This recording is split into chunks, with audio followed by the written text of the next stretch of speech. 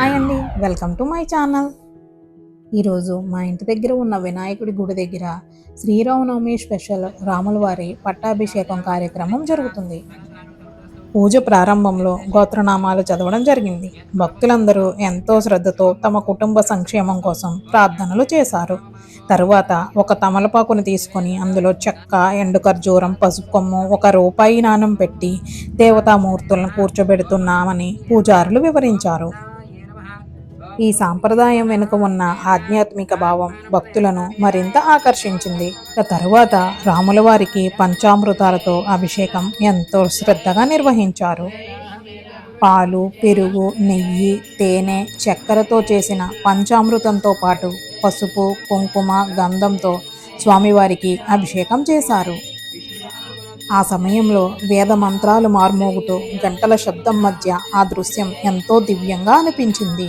సాధారణంగా శ్రీరామనవమి అంటే మనందరికీ తక్కువ గుర్తొచ్చేది సీతారాముల కళ్యాణం. కానీ ఈరోజు ఇక్కడ వినాయకుడి ఆలయంలో రాముల వారి పట్టాభిషేకం వేడుకలు ఎంతో ఘనంగా నిర్వహించబడుతున్నాయి. అభిషేకం అయితే అయ్యిందండి. ఇప్పుడు స్వామివారికి హారతి ఇస్తున్నారనమాట. హారతి ఇచ్చిన తరువాత స్వామివారికి పట్టు వస్త్రాలు సమర్పించడం జరిగింది. ఈ ప్రత్యేకమైన ఏర్పాట్లు భక్తులందరికీ ఒక కొత్త అనుభవాన్ని కలిగిస్తున్నాయి. శ్రీరాముని పట్టాభిషేకాన్ని ఇక్కడ దర్శించడం నిజంగా ఒక అదృష్టంగా భావించవచ్చు. తరువాత ధూపదీప నైవేద్యాలతో మరొకసారి హారతి ఇచ్చి వేడుకలను మరింత ఘనంగా కొనసాగించారు. ఆలయం అంతా జై శ్రీరామ్ అనే నినాదంతో మారుమోగింది.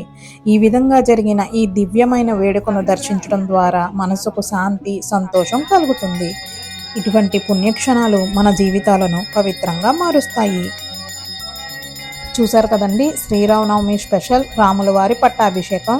Thank you for watching the video. ఈ వీడియో మీకు నచ్చింది అనుకుంటే లైక్ చేసి, షేర్ చేసి మా ఛానల్ని సబ్స్క్రైబ్ చేసుకోండి. మళ్ళీ నెక్స్ట్ వీడియోలో కలుసుకుందాం. బాయ్.